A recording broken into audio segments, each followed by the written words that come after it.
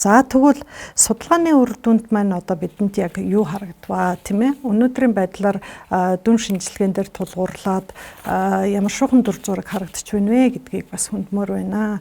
Тэгэхээр энэ тал дээр маш олон өгөгдлүүд ашиглаад анализ хийгээд үр дүн талаас нь бас ийм одоо зүйлийг хэлж болно гэдгийг бол талин дээр дурдсан байдаг.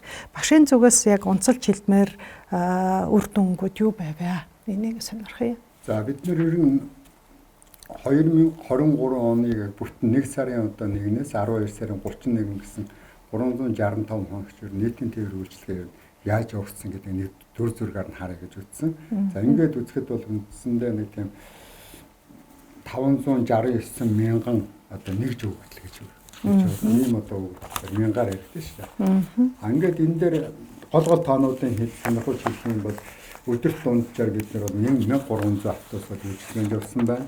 За хамгийн багадаа бол 928. За хамгийн ихтэй бол нэг 1600 автобус авсан байна. За энийг мэдээж сараар нь аваад үзэх юм бол сарын өсөн нэмэгдсэн дөнгөөр 39 мянга, жилээр одоо 479 мянга. Энэ өсөн тоо гэдэг нь цаанаа эргээд энэ үйлчилгээний ачааллыг эргэж тэнцвэржүүлэхэд чухал тоо байдаг. За энгийн жилээр ярих юм бол одоо Улаанбаатар хотод өнгөрсөн онцод 152 чиглэл явагдсан байгаас 110 чиглэл бол одоо яг үндсэн чиглэл. Тэрний 42 чиглэл нь одоо туршилтын чиглэлүүд. Тэгэхээр бол нэлээд олон тийм бараг 110 42 гэдэг чинь 2-1 яарцээ. Тэгэхээр бид нар бол ер нь нийтийн тээврээр нь оновчлох, зохистой болгох гээд бол маш их бас туршилтууд хийгдсэн гэдгийг харагдаж байна. Өөр чиглэлд явж байна гэсэн үг шүү дээ, тийм ээ, туршилтууд маань. Нэг чиглэлд бол дунджаар бол одоо нэг 1300 автобус ч юм бол дунджаар нэг 12, 7-оос нэг 12 автобус явдаг юм байна. За үйлчлүүлэгчийн хувьд аваад үзэх юм бол өдөрт дунджаар бол нэг 456 мянган үйлчлүүлэгч авч байгаа дундаж тоо. Тэгэхээр энэ бол анх бид нар ингээд 500 зорчигч явдаг, 600 явдаг гайхаж ирсэн. Гэтэл ингээд судлаад үзэхээр бол хамгийн багадаа бол одоо нэг 98 мянган зорчигч. Тэгээ ихтэй бол 628. Тэгэхээр өдөрт тэр тооны хүн гэдэг чинь 456 мянган хүн гэдэг үйлчилгээ авна гэдэг чинь Улаанбаатар хотын сая 600 хүний чинь 4.1 нь өсгөрөө 3.1 нь одоо үйлчилгээ авчина л гэж харагдаж байгаа. Тэгэхээр иргэдийн маань нийт одоо зорчих байгаа байдлыг аваад үзвэл нийт иргэдийн 35% нь одоо нийтийн тээвэр үйлчлүүлж байна. Түүний цаана одоо 65% нь бол одоо зорчихгүй байх гэсэн. Зорчихгүй байгааг бас судлаад үзэхлээр ер нь улс орнуудын хувьд бол нийтийн тээврээр хэдэн хувиар зорчиж байгаагаараа тэр үйлчилгээний хүртээн тодорхойлогдож байна. Мэдээж магадгүй 50%, 55% байвал нийтийн тээврээр маш сайн үйлчлүүлж байгаа гэж харагдаж шүү дээ. Тийм тийм. 35% байгааг чинь ингээд үзэх юм бол мэдээж яг гэр нь ойрхон ажил нь ойрхон улсуудын хувьд бол зорчихгүй. Нөгөө талдаа бол яг хөөр нийтийн тээврийн үйлчлэгээ муу болоод ирэхээр хүмүүс яг нь автомашинаар явдаг. Яг Улаанбаатар хотын хувьд өнөөдөр бол автозамын төвөгжрөл нь өөрөө эсэнд харах юм бол бүгдөө л хоёр машинаар явах сонирхолтой. Нэгдүгээр машинтай болцсон байгаа, амьдралын чанар сайжирсан байна. Гэхдээ ингээд нэг машин дотор явж байгаа хүнийг харах юм бол нэг юм уу хоёр хүн явж байгаа гэдэг чинь бол нийтийн тээврээр явахгүй одоо бас нэг талаас нь сайн талаас нь харуул амьдралын чанар дээшилсэн гэсэн үг.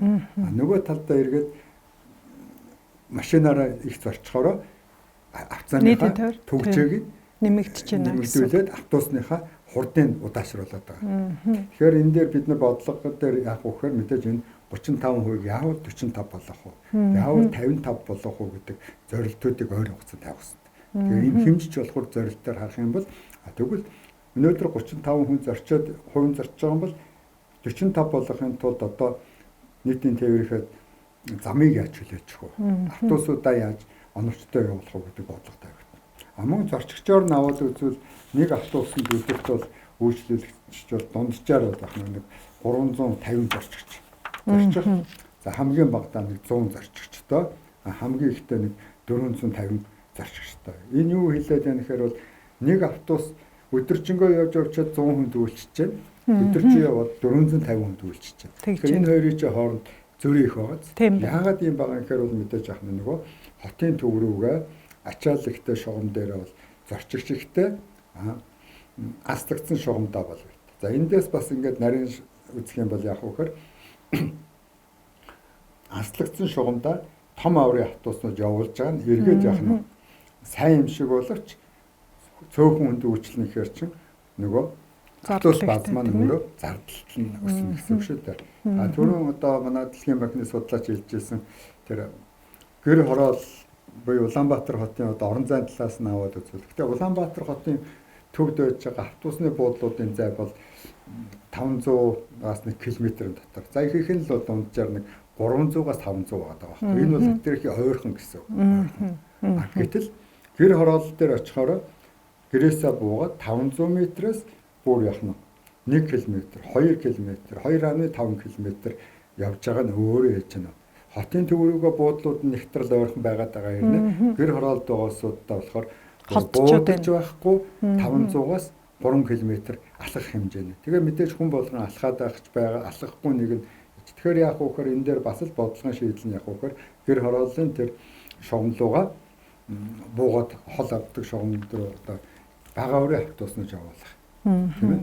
Ачаал багтаа газраа бага урын мөн одоо буугаад зорчигч явж байгаа шугамд алхахдаг газруудаа бол микронуудыг одоо бодлогоор тэмдэж явуулах юм. Хуучин бол манайх бол микро явдаг байсан тийм ээ. Тэгэхээр тэнд чинь буугаад хүссэн үсээгүй нэг 3 хүн 2 хүн таксинд суугаа явж шээ 1000 төгрөг 1500 төгрөг төлөөд.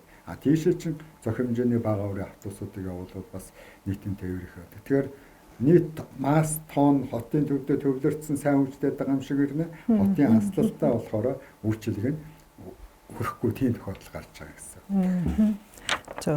Сая багшийн яриан дунд бол жишээлбэл ялангуяа дүр зураг тийм ээ их сонирхолтой тоонууд гарч ирсэн гэд хэлсэн. Тэгэхээр ялангуяа нөгөө автобус хөрөлцөхгүй байгаа өөрөөр хэлбэл аслагдаад ирэнгүүтээ холоос явж байгаа хүмүүс гэж байна тийм ээ. Тэнд бас энэ тайлан дээр бол ингэж гарсан байсан. Ганцхан нөгөө автобус хөрөлцөхгүй байгаадаа биш зам нь өөрөө асуудалтай байна. Нарийн зам байна. Тэнд бол одоо жишээлбэл одоогийн хэмжээний замыг тавих юм бол эргэлт бол хийхэд хэцүү ч гэдэг юм уу тийм ээ. Тэгэхээр энэ асуудлыг танаа бас төслийн хүрээнд бол тусгаад ямар нэгэн байдлаар шийдвэрлэх ийм арга хэмжээ гэдэг юм уу судалгаач гэдэг юм уу тийм ээ хийгдэж байгаа юм бол байгаа юу.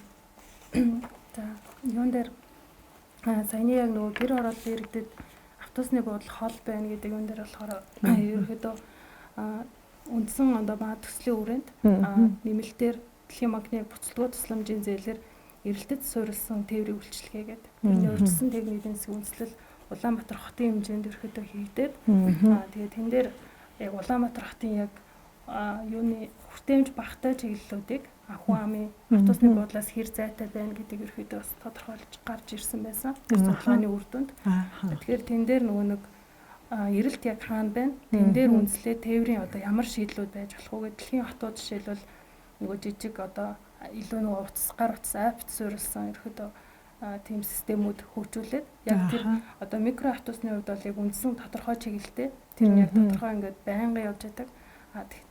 Тэрний ялгаа нь юу гэхээр эрэлт хаана вэ? Тэн дээр үндэслээд ер нь тээврийн үйлчилгээ бий болно. Тэр нь одоо мэдээж эрэлтийн хэмжээс хамаарат том аврын автобус биш ер нь жижиг аврын автобус ямар байх уу гэдэг нь ерөөхдөө үндэслэл техник эдийн засгийн үндэслэлийн судалгаагаар ерөөхдөө тогтоогдох боломжтой гэж. Үнсэн нөгөө судалгааны үр дүн гарсан байсан. Тэгээд тэр судалгааны хувьд бол одоогоор манайх нөгөө төслийн нэгж учраас ерөөхдөө судалгаатай танилцаа явж байгаа. Тэгээд мэдээж албан ёсоор дэлхийн банкнаас нийтийн тээвэр болон хамгаалсан газар төлөөлөж өгөх байхаа гэж бодож байна. Тэрний дараа бол илүү дэлгэрэнгүй мэдээллүүд гарна гэсэн үг тийм ээ.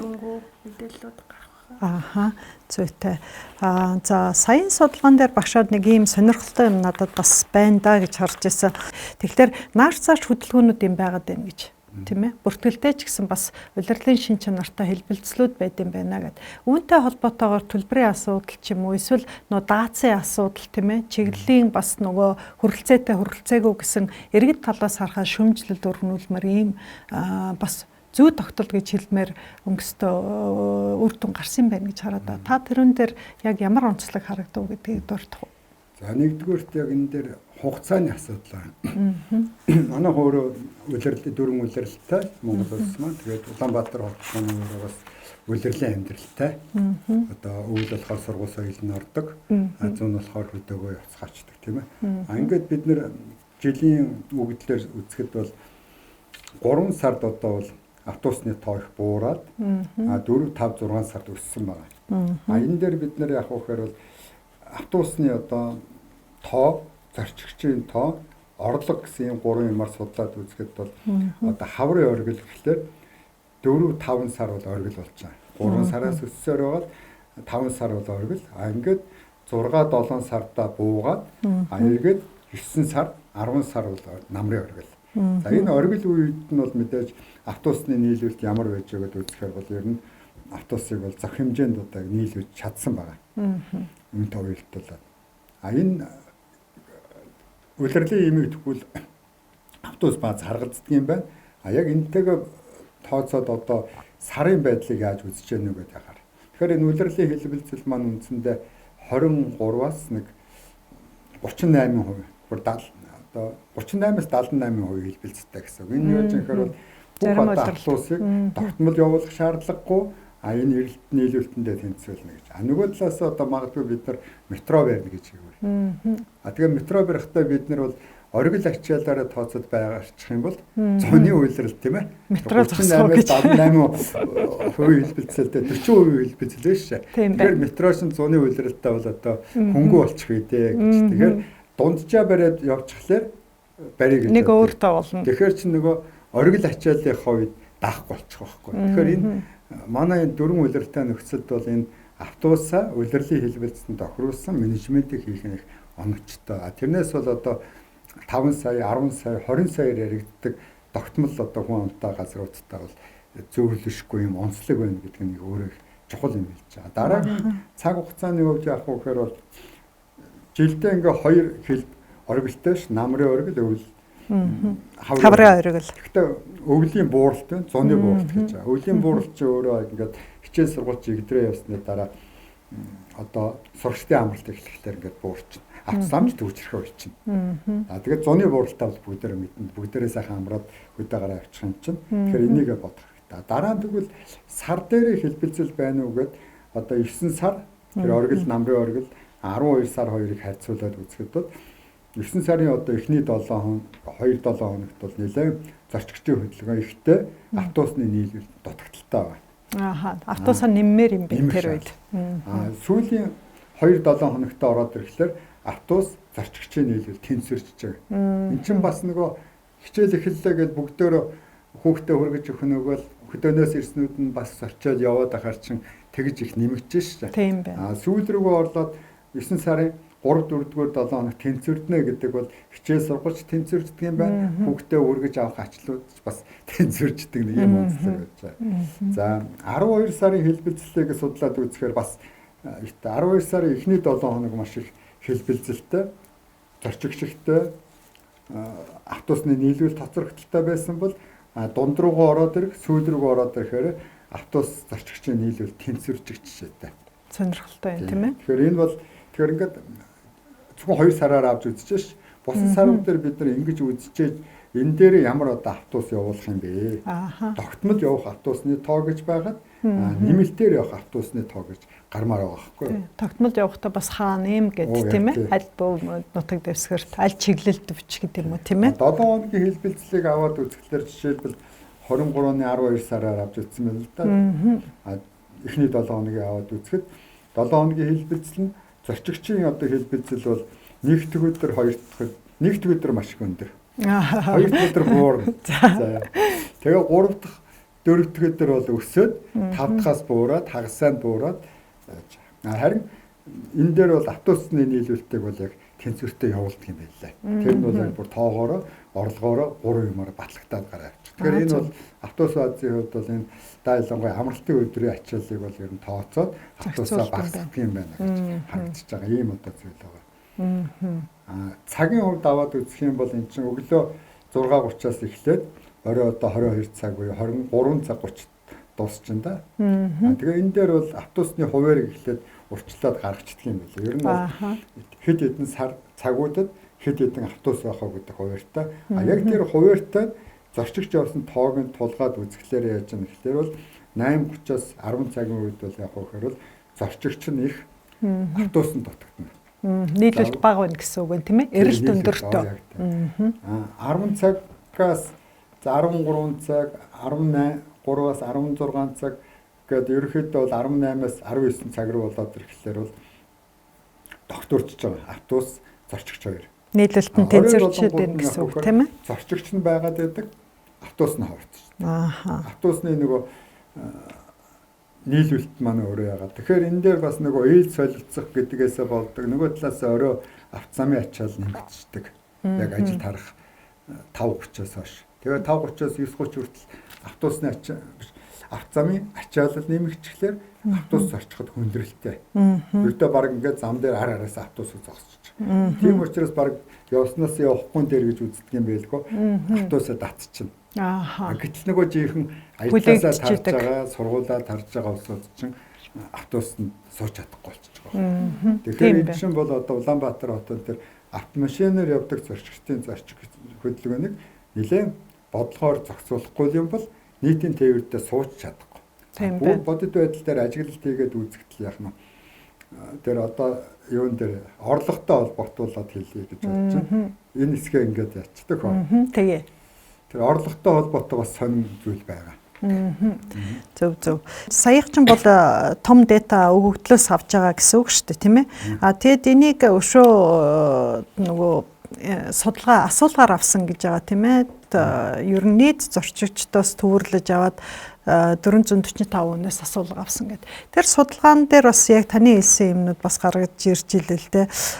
Оройн цаг бол хангалтгүй байна гэсэн хүмүүсийн нөгөө автобусны хөдлөх цагийн хувьд бол өглөөнийхийг бол боломжийн гэж үзэж байгаа нь 42% гэсээр нь оройн цаг хангалтгүй гэдэг нь 55 гэсэн байна тийм ээ. Тэгэхээр энэ зохицуулалтын асуудал маань өөрөө зөвхөн эргэн талаасаа хараад үзэхэд хангалтгүй биш, цаана маш олон зохион байгуулалтын стандарт юм уу, эсвэл ганцхан автобус баазтай холбоотой биш. Ер нь бол зам тээврийн хөдөлгөөнтэй, манай магадгүй автозамын магистральтай, хотын зохион байгуулалттай, дээрэс нь одоо хамгийн энгийнээр хэлд одоо цагдаа маань автобусаа нэгдүгээр замаар шулуухан явуулаад байна уу, эсвэл төрүүлээд машинуудаа явуулаад байна уу ч гэдэг юм уу тийм ээ. Энэ хүн бөгөөд хүний бус хамааралтай, тогтолцооны хамааралтай юм асуудал байгаад байгаа шиг байна.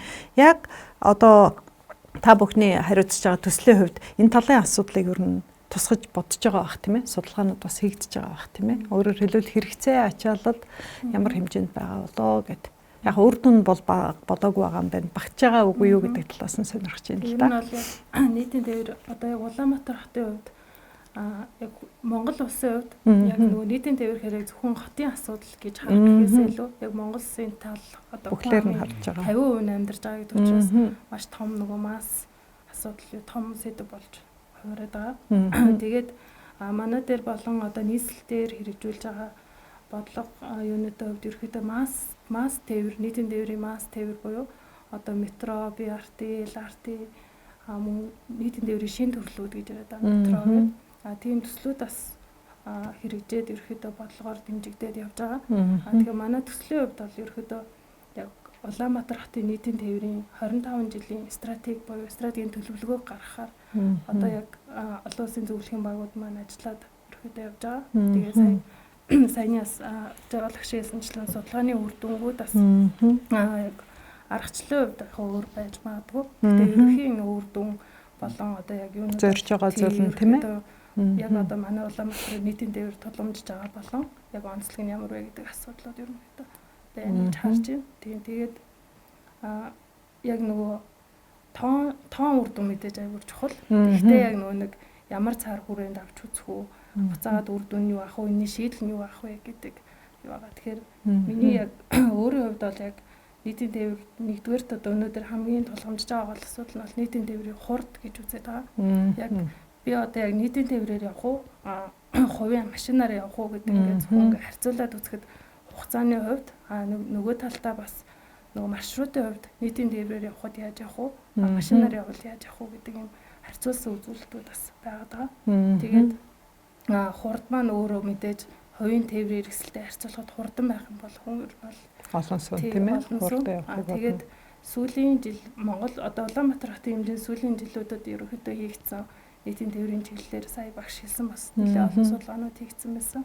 Тэгээд тэр судалгаануудыг ерөнхийдөө аваад үзэхээр нөгөө одоо модуль шир гэдэг одоо нийт одоо хотын нийтийн тээврийн ерөнхийдөө тээврийн хэдэн хувь нь одоо хүмүүс хувийн тээврээр яваад байна. Хэдэн хувь нь нийтийн тээвэр, хэдэн хувь нь яг одоо явгаа алхалттай дугуйгаар скутерээр яваад байна гэдэг энэ хувийг аваад үзэхээр ерөөдөө яг гол тулгамжтай байгаа асуудал нийтийн тээврийн хувь ерөөдөө жил болгон буурсан үзүүлэлттэй байгаа. Энэ нь эргээд нөгөө нэг буцаагаад нийтийн тээвэр хурдтай холбоотой. Тэгээ нөгөө талдаа бас одоо хүн ингээд яг нийтийн тээврээр суухаас илүү ингээд хувийн автомашинаар яваад хаа тэр нь өөр ингээд дадал зуршлалчдаг. Заагаад одоо ингээд яг нийтийн тээвэрт үйлчлүүлэх гэдэг одоо хувийн автомашин л илүү өөртөө тавтахтай. Тэгээд яг тэр нийтийн тээврийг сонгох гэдэг шийдвэр гаргалт нь өөрөө хэрвээ хувийн автомашинтай харьцуулахад ямар нэгэн давуу тал гарахгүй яах юм бол ерөөдөө энэ нөхцөл байдал ер нь бол урт хугацаанд үргэлжлээд нийтийн тээврийн хувь хэмжээ нэлээд буурах байхаа гэж ерөөдөө судалгааны үр дүнгууд гарсан байт юм билээ. Тэгээд энэ дээр ч үндэслээд яг зөв судлаачийн үүднээс харахаар манай хотын хувьд ер нь одоо яг манай хот яг их багтаамжийн буюу хурдан тийм яг зав замаасаа тустай яг юм тустай метроны ч юм уу тийм нийтийн тээврийн систем рүү шилжих болсон байна гэж хараад ерөөдөө цаг хугацааны хувьд тийм ээ. Тэгэхээр ерөөдөө яг төслүүд ч гэсэн тэр бодлогын хүрээнд явж байгаа хаа гэж бодож зөв. За баярлалаа. Хурд гэд ярьсан чи ер нь бол бодогдож байгаа байхгүй те. Автобус хэрлээ энэ хурдаа явах уу эсвэл алхаад явхад хурдна уу эсвэл яг энэ газраас энэ хүртэл таксидаа тэрнээс хойш автобусанд суух уу гэдэг бас сонголтуудыг хувь хүмүүс бол хийгээд явдаг байх тийм ээ. Удирдлага агцаамын хүрээнд хэрэгжүүлсэн судалгаанд өнгөөс бас хүмүүс ягаад тэр автобусанд тийм ээ суухгүй байна вэ гэдэг процентуудыг бас энэ асуулгын судалгаанаас харж ирсэн гарч байгаа юм л да харагдж байгаа. Тэгээ энэчнээс харахаар их сонирхолтой юм харагдчихсэн. Нөгөө өдрөөр яг автобусанд суудаг хүн бол 47% байгаад байгаа байхгүй юу. 7 хоног бүр суудаг хүн нь бол 20% таа. Тэгээ энэний цаана байгаа 33% нь юу гэсэн үг вэ гэхээр сард нэгээс нэг удаа эсвэл бүр огт суудаггүй хүмүүс багтчихад байгаа. Тэгээ тэр хэрэглэдэггүй хүмүүсээс асуусан ба яагаад суухгүй байна вэ гэд. Тэгэхээр тэд нар хүмүүсийн бол 51% нь унаатай гэж байна. Тэгэхээр үлдсэн 50% нь яадаг вэ гэд асуухлаар зэрэг 30 гаруй хувь нь алхдаг. 20% нь гэр ажил ойрхон байдаг тий. Тэгээд цөөхөн хувь нь одоо скутерээр хүүхдээ хардаг ч гэдэг юм уу таксиддаг гэж тэгж байгаа. Тэгэхээр яалтч байхгүй хувийн унаа энэ дунд бол ингээд нөгөө зам төгжрөлтэй байна. А цэгээс Б цэг рүү хүрэхийн тулд дээрэс нь олон шалтгаануудыг бас асуусан байсан тийм ээ. Яагаад энэ автобус ашиглахгүй байгаад байна вэ гэхээр зэрэг угаасаа төгжрөл их байна, хүлээлгэж байна, бохрын асуудал байна. Өөрөөр хэлбэл ариун цэврийн шаардлага хангахгүй байна. Нэг автобусанд хэд олон хүнтэй учраас хувийн машинаар явмаар байна ч гэдэг юм уу тийм. Энэ шалтгаануудыг ингээд ороод үзэхлээр манайх хурдаа нэмэх юм бол магадгүй автобус одоо үйлчлүүлэгчд маань нэмэгдэх байх гэсэн нэг асуудал яригдчихэж байгаа нь ойлгомжтой байгаа. Нөгөө талаар автобусныхаа тэр үйлчлүүлж байгаа хүмүүсээ тоогоо нэмэхгүй байх юм бол эргээгээд нийтийн тээврийн үйлчлэгээ гэдэг чинь угаасаа ус нөгөө ачаалдаа даадаг аль ч улсад тийм байдаг тийм ээ өндөр хөгжилтэй орн ч гэсэн. Одоо Японы бас байр байдлыг их сонирхож байгаа юм л да. Тэнд бол хүн ам цөөрсөн, хүүхэд цөөрсөн. Тэгэхээр төвөөсөө алсрах тутам автобусны үйлчилгээнүүд бол маш нарийн хуваарьтай явж байгаа шүү дээ. Тэнд минутын хуваарьтай хоцорно гэж байхгүй. Гэтэл тэнд зарим автобусны бодлуудыг зогсоож хумжээн гэж тэгж байгаа. Тэгээ яаж яах вэ гэхээр хурдандаа биш тийм үү? Үйлчлүүлэхгүй байгаа хүндээ биш. Үйлчлэг нь муу байгаад байгаа биш. Ерөөсөө хүн ам нь цөөрөд байгаа гэсэн нэг асуудал ярьж байгаа. Тэгээ манайх болохоор тэрнээс эсрэг өдөр зураг харагдаад байгаа. Хурдны асуудал байна, замын төгжрлийн асуудлыг хүмүүс ярьж байна. За тэгээ хит олон хүнтэй ихлээр ялтчих واخгүй автобусны ачааллыг ярьж байна. Тэгээ үүнтэй үүдүүлээд ер нь судалгаанд оролцсон хүмүүсээс үйлчлэгээний ерөнхий үнэлгээ гэдгийг авсан байгаа байхгүй. Ер нь бол маш сайн гэсэн үнэлгээг бол нэг 10% тал өгöd ах шиг байна. Өвөлдөө бол бүр энэ үнэлгээнд буураад дунджаар болохоор зэрэг муу юм уу маш муу гэсэн үнэлгээ л үгээд нэлээд хувь нь ороод байна гэх. Тэр дундаа яг хүмүүстэй ээлтэй байдал талаасаа болохоор нөгөө орлого багтаа иргэд юм уу эсвэл өндөр наст нь хөгжлийн бэрхшээлтэй иргэдийн хувьд бол үнэлгээ бага өгсөн байна гэдээсэн те багш сайн нөгөө орлого талыг жоохон хөндөд ярих уу гэжээс энэнтэй уялдуулаад багшаа автобусны төлбөрийн хувьд одоо бид нар 500 төгрөг гэж төлж байгаа картаар төлж байгаа хөнгөлтөө төлж байгаа энүүн дээр яг хувь хүн талаас нь харахад энэ хэр байх юм яг автобус нөгөө оператор тийм ээ үйлчлэгээ үзүүлж байгаа компани уус талаас нь харах юм бол энэ ер нь үнэн хэр гэж үздэг талаар та бүхэн судалгаандаа хэр хүндэх шаардлага ер нь байна уу гэдгийг сонирх юм. За тодорхой сарын үгдэл дээр аваад үзэх юм бол одоо автобусанд карт ороод карта уншуулж байгаа иргэд бол нэг 81.4 байгаа. Тэгэхээр бохироор бол ойролцоогоор бол 80% гэж бодоход 10 хүний 8 уншуулж, 2 нь бол уншуулахгүй гэсэн үг шүү дээ. За карта бухта уншуулж байгаа улсууд байна уу гэдээ үзэхээр 17% нь уншуулж байна. Цөрчт юм байна тийм ээ. 81% чинь бүгд уншуулахгүй 17. Яагаад карта уншуулж байгаа гэхээр дамжин суух сонирхол байгаа. Нөгөө талдаа бас ер нь уншуулах нь зүйтэй гэдэг тэр одоо тухайн үний ухамсартай холбоотой. Тэгээд дамжин суугаад тэр өмнө буухтаа уншуулсан 17% чинь ингээд судлаад үзэхээр нэг 9% нь одоо дамжин суухтай. Тэгэхээр 8 тал нь гэсэн үг тийм ээ. Одоо бол ягаад тал нь бол уншуулахгүй дараагтаа суухгүй гэж болох тийм. Тэгээд зорчигчдын бүтцийг аваад яг карта уншуулсан улсуудыг авч үзвэл энгийн зорчигч бол нэг 43%.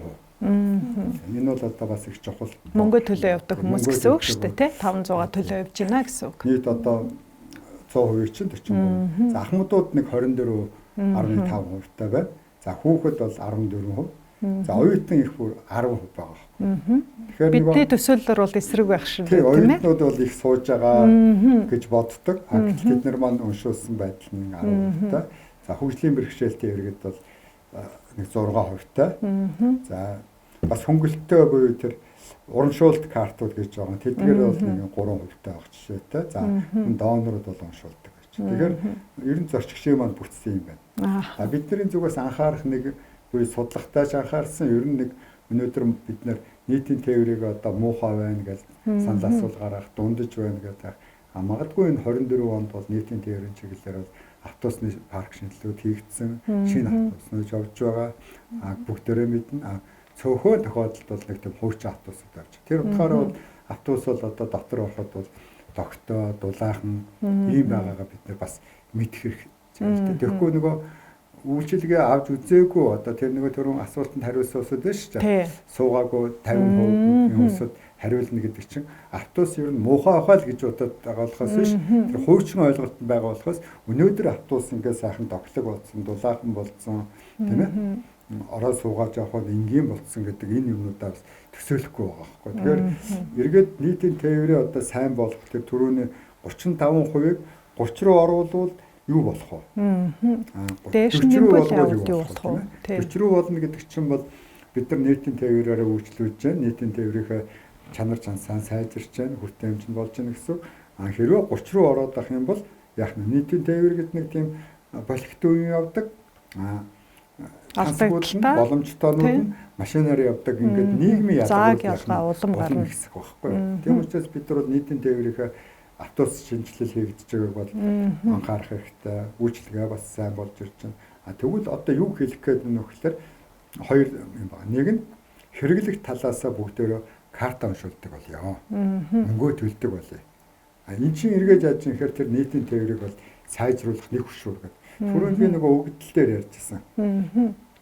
Оройн цагаар зорчигч баг болчдөг юм шиг харагдаад байгаа байхгүй юу? Карт уншилтаас нь болоод. Гэтэл нөгөө автобус нь цөөхөн учраас ирсэн зорчигч нь бүгдөө чихээд одоо нэг буудлаас бараг 10-аас 15 хүн бол элбэг орно.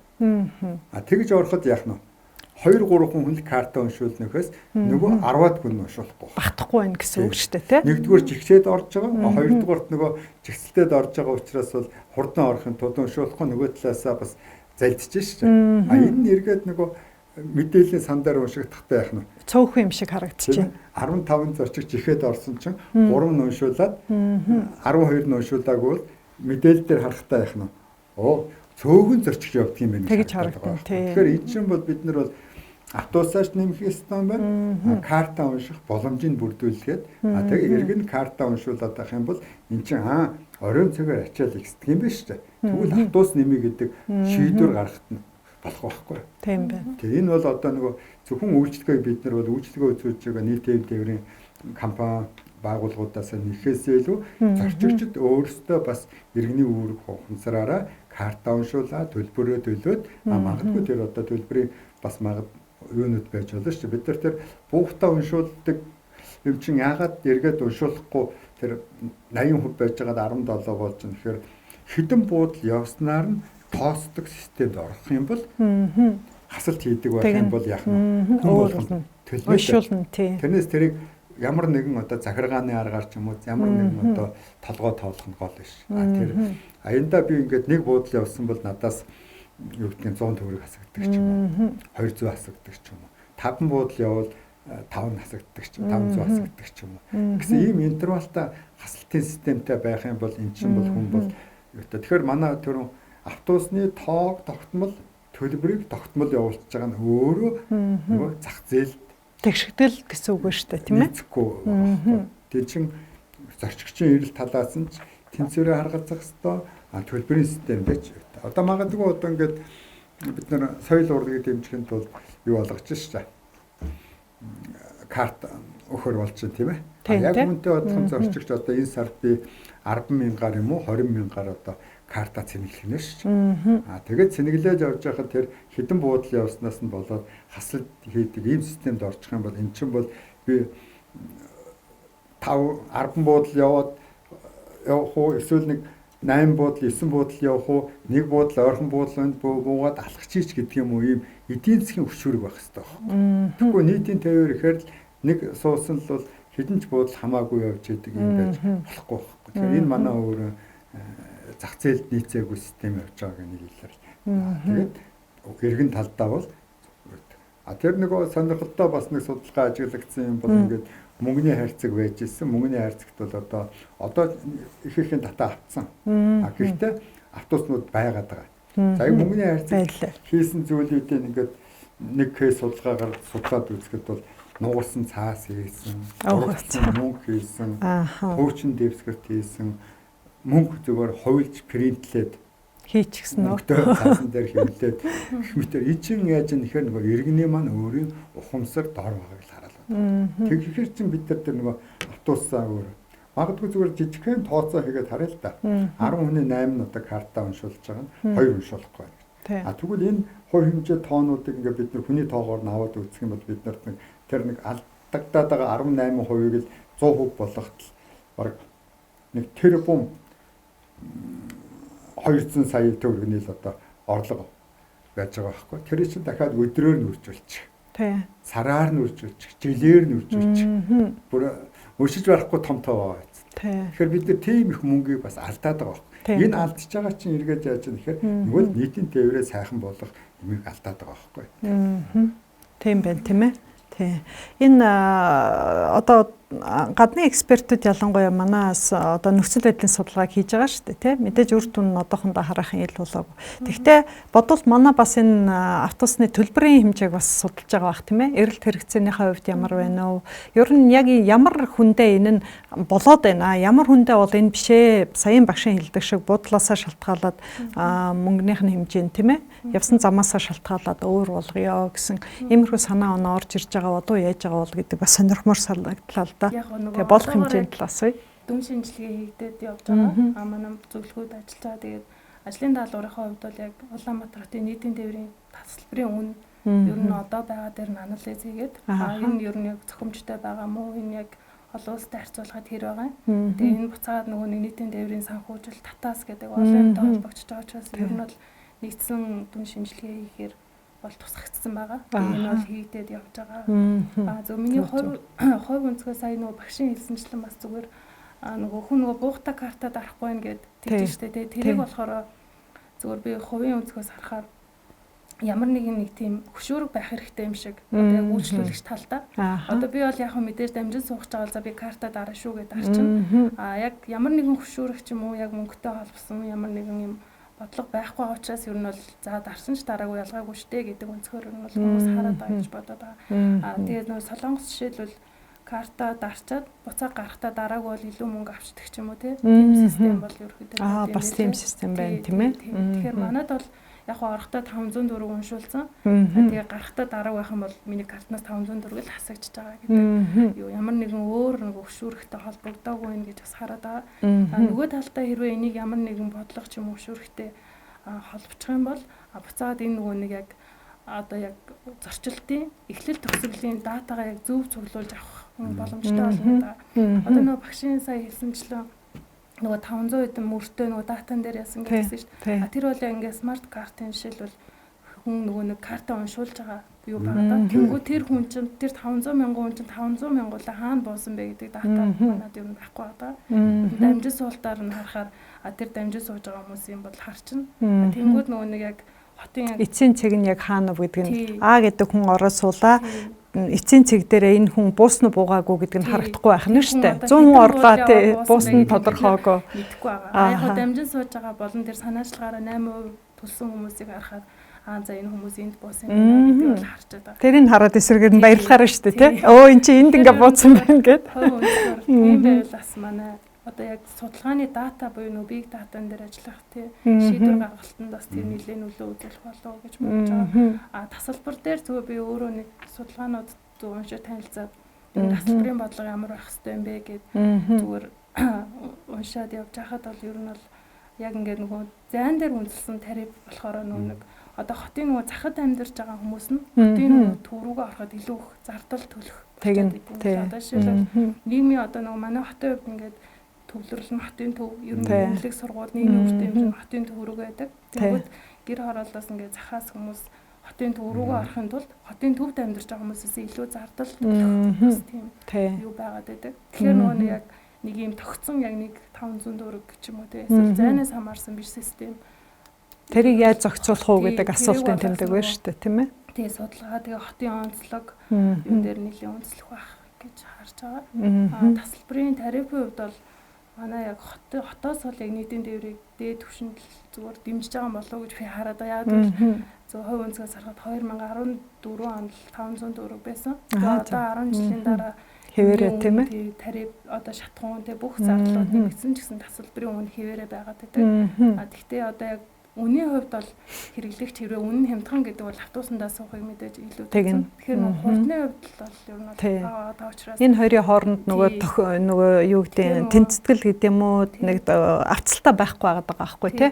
Хямдын нууд суучмаар байдаг. Гэтэл хурд юм уу эсвэл нөгөө тий гол нь тэр шүү дээ. Хүргэцэгдээ хурдан очимоор байдаг. Тэр нь чадахгүй байгаа учраас тийм ээ. Яах уу гэдэг асуултан дээр хүмүүс өөр өөрөөр шийдээд дээ шүү дээ. Тийм та хоёр нь бол бас буурж байгаа хөндлөлт хандлага байгаа болов. Ааха. Зөв.